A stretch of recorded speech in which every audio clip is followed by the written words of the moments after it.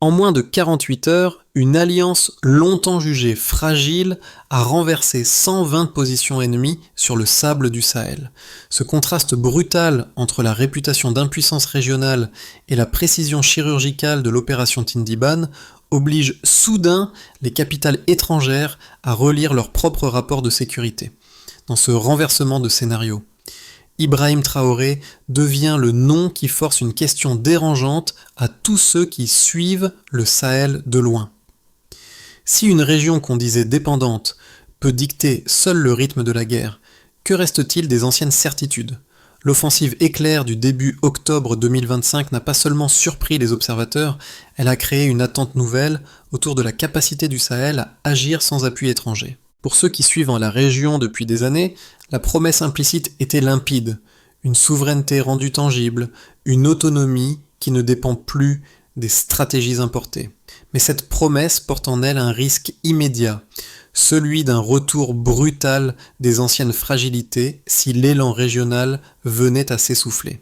La coalition entre le Burkina Faso, le Mali et le Niger a montré une cohésion rare, pourtant mise à l'épreuve par les divergences politiques, la pression diplomatique extérieure et la mémoire encore vive des interventions passées.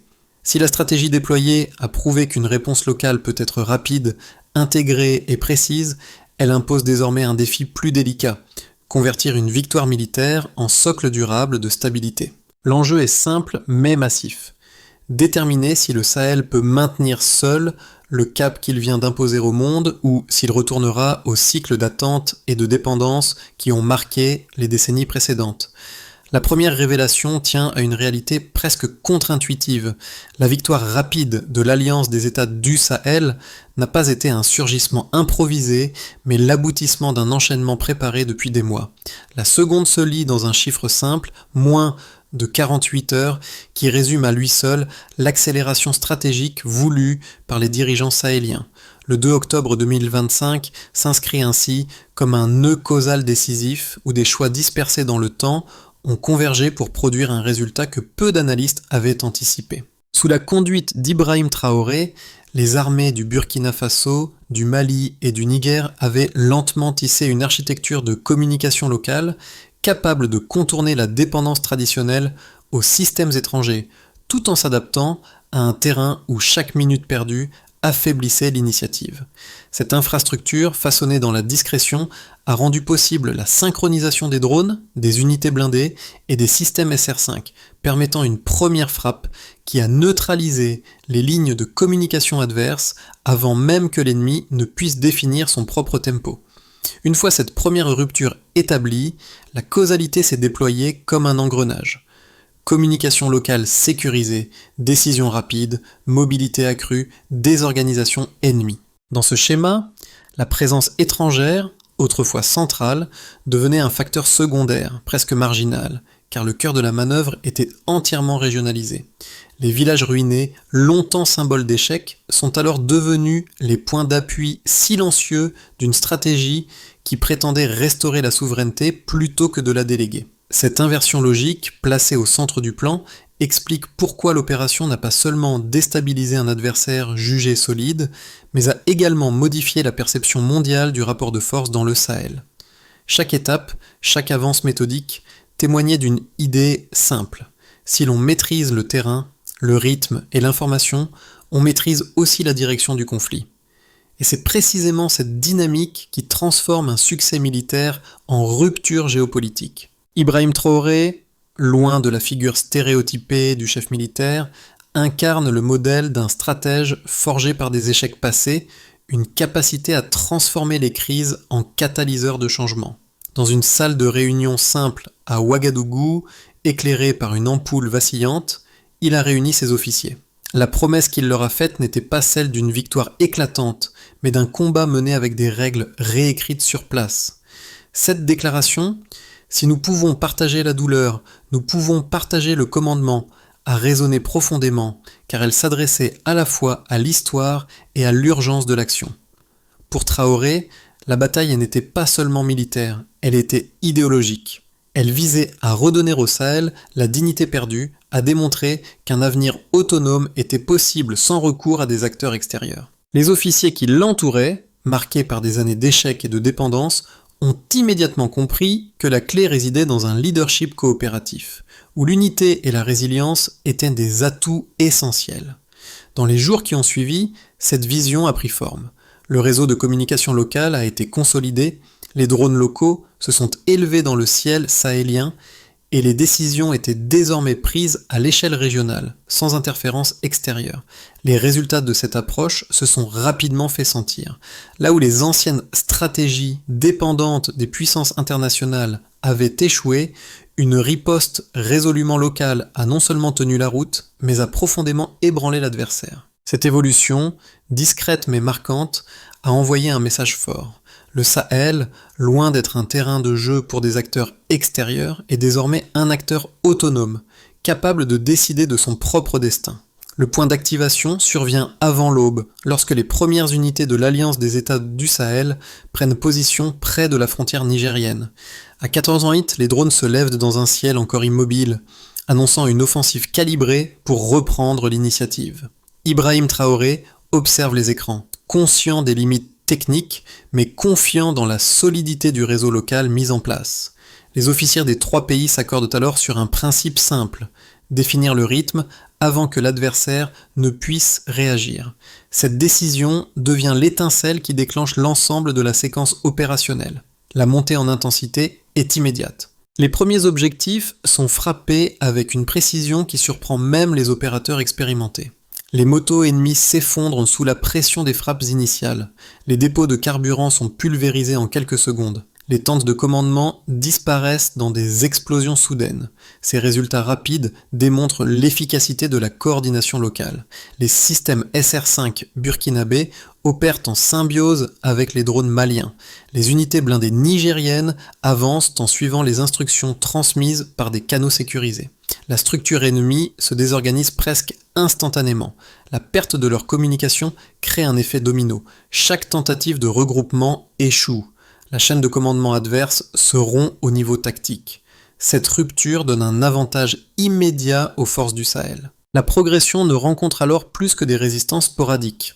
Les observateurs internationaux notent la rapidité de la séquence. Ils soulignent l'absence d'intervention étrangère dans la conduite de l'offensive. La cohésion entre les trois armées impressionne par sa fluidité. Les objectifs secondaires tombent les uns après les autres. La zone se transforme en un espace que l'Alliance contrôle avec assurance. Chaque mouvement renforce l'idée d'une autonomie militaire retrouvée. Cette autonomie devient l'élément moteur de la dynamique opérationnelle. Les conséquences immédiates, ce que l'on pourrait appeler, en reprenant une expression locale, une forme de Duchamp, autrement dit une résonance immédiate après l'action, apparaissent moins spectaculaires mais tout aussi importantes. Le terrain, autrefois instable, commence à se stabiliser. Les villages proches de la zone d'opération montrent des signes de reprise progressive. Les populations déplacées envisagent un retour anticipé. Les autorités locales enregistrent une diminution notable de la peur quotidienne. Cette évolution influence la perception régionale. Les critiques de l'approche sahélienne reconsidèrent leur position. Certains partenaires internationaux atténuent leur jugement. La victoire militaire devient un point d'appui pour des discussions diplomatiques futures. La crédibilité de l'Alliance augmente rapidement. La région cesse d'être décrite uniquement comme une zone de crise. Elle gagne un statut d'acteur autonome dans ses décisions stratégiques. Les gouvernements voisins observent avec attention cette transformation. Un nouvel équilibre émerge progressivement dans le Sahel. La région affirme une capacité que beaucoup avaient sous-estimée. Cette affirmation modifie les attentes externes. Elle renforce également la cohésion interne de l'AES. La victoire n'est plus perçue comme un épisode isolé. Elle prend la forme d'un pivot destiné à redéfinir la souveraineté régionale. Et derrière ce changement, l'empreinte de Traoré se lit dans chaque décision locale.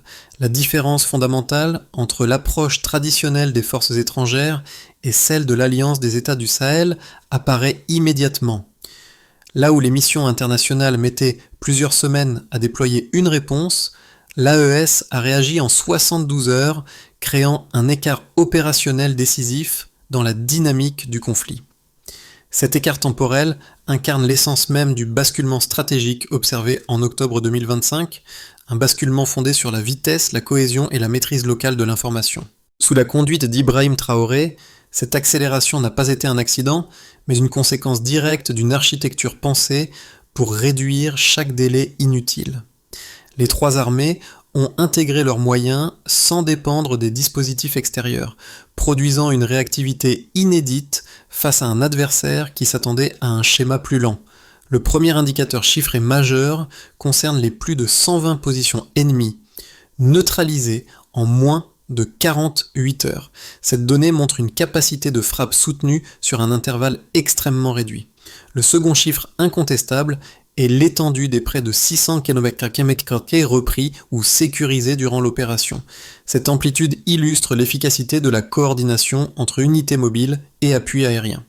Le troisième indicateur repose sur le taux de perte civile maintenu sous 3%. Ce pourcentage révèle une précision opérationnelle incompatible avec les méthodes plus lourdes observées dans d'autres interventions. Ces trois repères chiffrés établissent une base d'analyse solide. Ils permettent d'évaluer non seulement la performance militaire, mais aussi la qualité de l'intégration technique entre les composantes burkinabées, maliennes et nigériennes. L'efficacité constatée a surpris plusieurs observateurs internationaux. Elle a également remis en question l'idée largement admise selon laquelle les armées locales seraient structurellement dépendantes de l'assistance technique étrangère. La juxtaposition de ces résultats avec les limites des interventions antérieures renforce l'importance de l'autonomie décisionnelle. Les systèmes SR5, les drones maliens et les unités blindées nigériennes ont fonctionné selon une logique d'interopérabilité nouvelle pour la région. Cette intégration a permis d'exécuter des frappes en temps réel. Elle a aussi facilité une mobilité au sol que l'ennemi n'a pas su anticiper. La combinaison de ces éléments a créé un effet mécanique implacable. L'adversaire a perdu la maîtrise du tempo dès les premières heures. La réduction des délais de réaction explique l'effondrement soudain de la chaîne opérationnelle ennemie. Les forces de l'AES ont imposé un rythme continu. Elles ont défini chaque séquence sans céder l'initiative. Cette constance a transformé l'opération en démonstration de souveraineté. Elle a aussi révélé une maturité stratégique jusqu'alors sous-estimée. Le changement de paradigme observé repose donc sur la capacité du Sahel à agir sans médiation extérieure. Les résultats ne se limitent pas à une victoire militaire. Ils redéfinissent la manière dont la région envisage sa sécurité. Ils replacent les décisions stratégiques au cœur du Sahel lui-même. Cette recentralisation en constitue l'évolution la plus profonde issue de l'opération Tindiban. Les critiques de l'opération Tindiban ont mis en avant deux arguments structurés qui méritent d'être présentés dans leur version la plus solide. Le premier soutient que la victoire militaire risque d'entraîner une militarisation excessive du Sahel. Selon cette perspective, une centralisation accélérée du pouvoir pourrait fragiliser les équilibres internes et détourner l'AES de toute dynamique de gouvernance inclusive. Certains craignent qu'une opération d'une telle envergure ne crée un précédent où les moyens militaires deviennent la réponse dominante aux crises politiques et sociales, au détriment de réformes structurelles plus profondes. Le second argument avance que l'unité affichée par le Burkina Faso, le Mali et le Niger pourrait masquer des divergences plus complexes. Les opposants rappellent que les trois pays n'ont pas toujours évolué au même rythme politique et qu'une pression trop forte pour maintenir une cohésion militaire pourrait révéler ou même amplifier des fractures latentes. Cette inquiétude repose sur l'idée que l'ambition d'un leadership trop affirmé, parfois associé à Ibrahim Traoré, pourrait susciter des tensions internes et réduire la marge de compromis nécessaire à la stabilité régionale. Face à ces deux thèses, la réponse tirée directement des faits observés durant l'offensive permet de recontextualiser les craintes. La militarisation excessive redoutée s'oppose à un constat précis. Les interventions étrangères, pourtant réalisées avec des cadres institutionnels lourds, n'ont pas réussi à instaurer une stabilité durable. La stratégie locale, telle qu'appliquée en octobre 2025, a au contraire réduit les délais de réaction, limité les pertes civiles et renforcé une coordination qui s'appuyait sur des décisions locales plutôt que sur des mécaniques externes.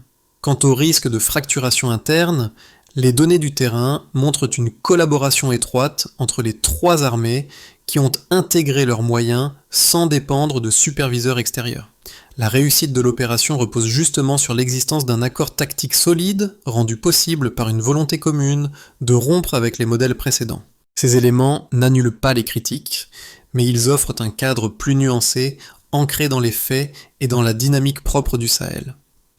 Le milieu bascule d'un coup.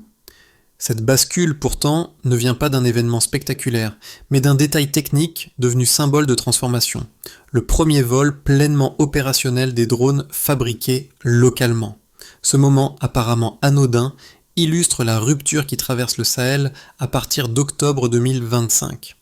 Les appareils, assemblés à Niamey et Bamako, démontrent une précision qui rivalise avec des modèles étrangers, tout en révélant une capacité d'autonomie technologique que peu jugeaient possible quelques années plus tôt. Ibrahim Traoré voit dans cette réussite un pivot stratégique car elle matérialise ce que la victoire militaire seule ne pourrait suffire à installer, la preuve que la région peut créer, adapter et déployer ses propres outils. Loin d'être un simple avantage tactique, ce vol devient un marqueur géopolitique. Il signale que la dépendance n'est plus le cadre de référence obligé. Il montre qu'une chaîne complète, conception, assemblage, opération, peut désormais exister dans le Sahel sans médiation extérieure. Ce glissement silencieux reconfigure la manière dont les autres acteurs perçoivent l'équilibre régional. Cette scène, presque discrète, modifie l'équation plus profondément que bien des succès militaires. Elle annonce une ère où l'innovation locale n'est plus une exception, mais un élément constitutif de la stratégie régionale. Les premiers effets visibles touchent la population locale, celle qui avait le plus subi les années d'instabilité. Les habitants des villages proches des zones d'opération constatent un retour progressif de la sécurité, suffisamment tangible pour encourager le retour de milliers de déplacés. Ce mouvement inverse, rare dans le contexte sahélien, s'explique par la neutralisation rapide des positions ennemies et par la perception d'un contrôle plus stable des axes essentiels. Le changement ne se lie pas uniquement dans les statistiques, mais dans la façon dont les familles osent de nouveau investir leurs maisons, rouvrir les marchés et reconstituer les liens sociaux. L'impact économique s'étend ensuite de manière progressive. L'allègement des pressions sécuritaires réduit les coûts de transport et permet à plusieurs zones rurales de reprendre une activité régulière. Les marchés réactivés attirent des circulations commerciales qui avaient disparu sous la menace constante des attaques. Si les entreprises locales ne disposent pas encore d'un environnement totalement stable, elles profitent néanmoins d'une amélioration concrète du climat économique liée à la sécurisation accélérée des zones clés. Les institutions nationales enregistrent également des retombées rapides. La victoire opérationnelle renforce la légitimité des gouvernements du Burkina Faso, du Mali et du Niger, qui démontrent une capacité d'action directe sans dépendance extérieure. Cette légitimité se construit autour d'un message simple. L'AES peut assurer sa propre sécurité en définissant ses priorités tactiques. Ibrahim Traoré, central dans cette dynamique, devient pour beaucoup un symbole de cette autonomie retrouvée, même si les défis institutionnels persistent. La rapidité de la victoire nourrit un regain de confiance envers les structures nationales qui avaient été fragilisées par des années de crises successives. Les retombées régionales et internationales s'imposent enfin comme une couche supplémentaire du changement. Certaines puissances extérieures, d'abord critiques, évoluent vers des positions plus prudentes face à une réalité qu'elles n'avaient pas anticipée. Une région capable de mener seule une opération intégrée. La réussite de l'offensive force une réévaluation diplomatique. Et plusieurs partenaires commencent à alléger certaines formes de pression, notamment autour des sanctions. Cette inflexion ne signale pas un alignement automatique, mais elle symbolise la reconnaissance d'un rapport de force modifié où le Sahel n'apparaît plus seulement comme un espace de vulnérabilité, mais comme un acteur stratégique autonome. Les pays voisins observent cette transformation avec attention, envisageant parfois d'adapter leur propre posture sécuritaire ou régionale selon les enseignements tirés de l'opération. L'ensemble de ces effets compose une dynamique cohérente.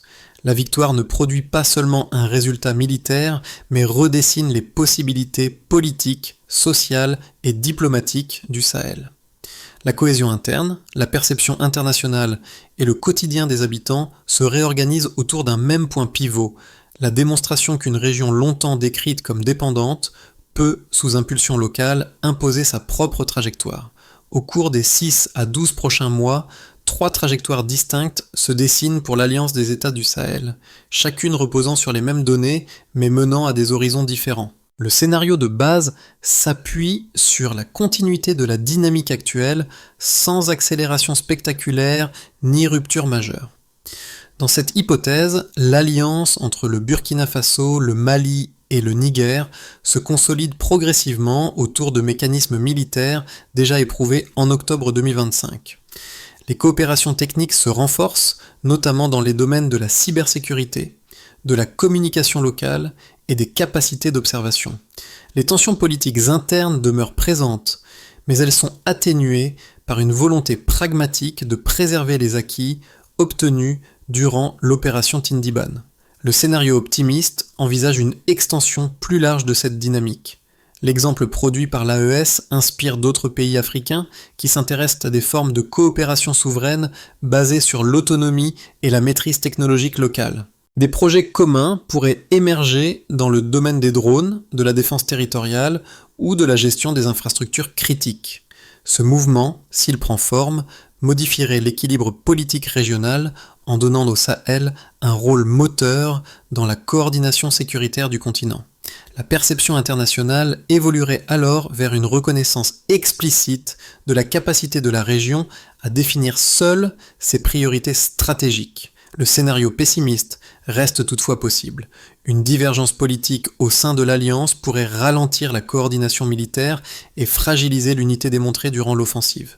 Des campagnes de désinformation externes ou internes risqueraient de saper la confiance mutuelle entre les trois gouvernements. Les partenaires économiques pourraient hésiter à s'engager durablement, redoutant une instabilité prolongée. Dans cette configuration, les acquis de l'opération Tindiban perdraient leur capacité de transformation et se limiteraient à une victoire ponctuelle au lieu de devenir une base durable. Face à ces trois chemins, une recommandation de prudence intellectuelle s'impose: éviter les lectures binaires. Le Sahel entre dans une période où chaque avancée dépendra autant des choix politiques que de la cohésion interne. Et c'est ce tissu d'équilibre que les prochains mois mettront à l'épreuve. La transformation amorcée en octobre 2025 résonne différemment selon les publics qui observent le Sahel. Pour les habitants des zones rurales et des villes proches du front, les effets immédiats se traduisent par un sentiment de sécurité progressivement rétabli. Les marchés qui rouvrent, les familles qui reviennent, les déplacements qui reprennent, autant de signes concrets d'une vie quotidienne qui retrouve ses repères. Cette évolution nourrit une attente simple mais centrale, que la stabilité observée ne soit pas un moment isolé, mais le début d'un cycle plus durable. Les analystes et les communautés professionnelles, eux, lisent la séquence sous un angle plus structurel. Ils y voient un cas d'école sur la manière dont une région peut réduire sa dépendance extérieure grâce à des décisions coordonnées et une capacité d'adaptation locale.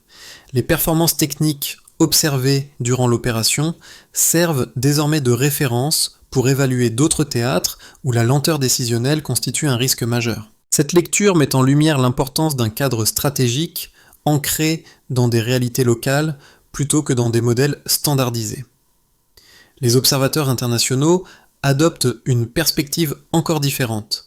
Ils suivent l'évolution diplomatique induite par la victoire sahélienne et la manière dont elle reconfigure les équilibres régionaux. Certains pays adaptent leur position, conscients qu'une alliance capable d'agir seule modifie les marges de négociation et la perception générale de la région. Cette attention souligne la portée géopolitique d'une opération menée sans acteurs extérieurs. À l'échelle individuelle, deux pistes de réflexion émergent. La première concerne la capacité à identifier les leviers locaux trop souvent négligés lorsqu'on analyse un conflit. La seconde invite à observer comment une décision cohérente peut créer en quelques jours des effets que des années d'intervention n'avaient pas obtenus. La victoire de Tindiban n'épuise pas les enjeux qui attendent l'Alliance des États du Sahel. Elle en ouvre au contraire une série plus longue qui exige une organisation structurée.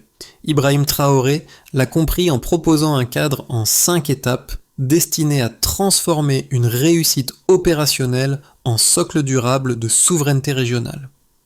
La première étape consiste à renforcer la défense commune par la création d'académies militaires partagées entre le Burkina Faso, le Mali et le Niger. Ces institutions doivent former une génération d'officiers capables de décider localement et leur efficacité se mesurera à la cohérence des opérations futures. La deuxième étape repose sur la sécurisation économique. Les anciens champs de bataille doivent devenir des couloirs agricoles capables de soutenir l'autosuffisance alimentaire. Cette transformation trouvera sa mesure dans la capacité à stabiliser les revenus ruraux et à réduire les tensions sociales nées des déplacements prolongés. La troisième étape vise la maîtrise technologique, le développement de réseaux de drones, de systèmes d'observation et de communication produits localement constitue un pilier essentiel pour maintenir l'indépendance stratégique. Le succès se vérifiera dans la réduction progressive de la dépendance aux équipements importés. La quatrième étape concerne la cohésion régionale. Des échanges civils et culturels entre zones frontalières doivent renforcer la confiance érodée par des années de conflits. Ces programmes seront évalués par la fréquence des coopérations locales et la baisse des tensions communautaires. La cinquième étape cherche à institutionnaliser la souveraineté par la création d'un conseil permanent chargé de coordonner diplomatie, infrastructure et gestion de crise. Son efficacité se liera dans la rapidité des réponses régionales et la stabilité des décisions communes. Dans un désert qui semblait oublié de l'histoire, là où le sable recouvre encore les traces d'une guerre, Ibrahim Traoré a marqué son territoire avec une simple déclaration. Le lion se souvient. Cette phrase résonne aujourd'hui au-delà des champs de bataille, devenant un symbole de la renaissance du Sahel. Elle incarne non seulement la victoire militaire de Tindiban, mais aussi l'espoir retrouvé pour un peuple qui a longtemps été réduit au silence par la violence et l'injustice. Les habitants du Sahel, qui ont enduré des années d'incertitude, portent désormais en eux cette mémoire vivante. Ce retour à la dignité, visible dans les rues de Ouagadougou ou dans les villages récemment libérés, est le témoignage d'un changement profond. L'image de Traoré, debout dans le sable, rappelle que cette bataille ne se limite pas à des victoires sur le terrain, mais qu'elle touche à la reconquête d'un futur où l'indépendance est une réalité palpable. L'impact de cette victoire dépasse les chiffres et les cartes. Elle est inscrite dans chaque pas de ceux qui, après des années de souffrance, retrouvent de la liberté de marcher vers un avenir qu'ils peuvent maintenant façonner eux-mêmes. La victoire du Sahel, bien qu'ancrée dans une opération militaire précise, ouvre aujourd'hui une réflexion plus large sur la manière dont une région peut redéfinir sa place dans le monde. Elle rappelle que les trajectoires collectives ne se construisent pas seulement dans les centres de décision, mais aussi dans les gestes quotidiens de ceux qui observent, analysent et transmettent ce qu'ils voient. Le mouvement amorcé en octobre 2025 ne demande pas une adhésion aveugle, mais une curiosité active, comprendre ce qui change, pourquoi cela change et comment ces transformations peuvent inspirer d'autres espaces confrontés aux mêmes défis. Chaque lecteur, chaque observateur peut y trouver un point d'appui. Certains y verront un exemple de résilience, d'autres une invitation à repenser la souveraineté, d'autres encore un signal qu'un modèle peut émerger même là où on ne l'attendait plus. Et si cette histoire continue à circuler, ce n'est pas à cause de la force des armes, mais parce qu'elle interroge la manière dont chacun imagine l'avenir. Si vous souhaitez aller plus loin, poser une question, proposer un angle ou explorer une autre dimension du sujet, l'espace vous reste ouvert.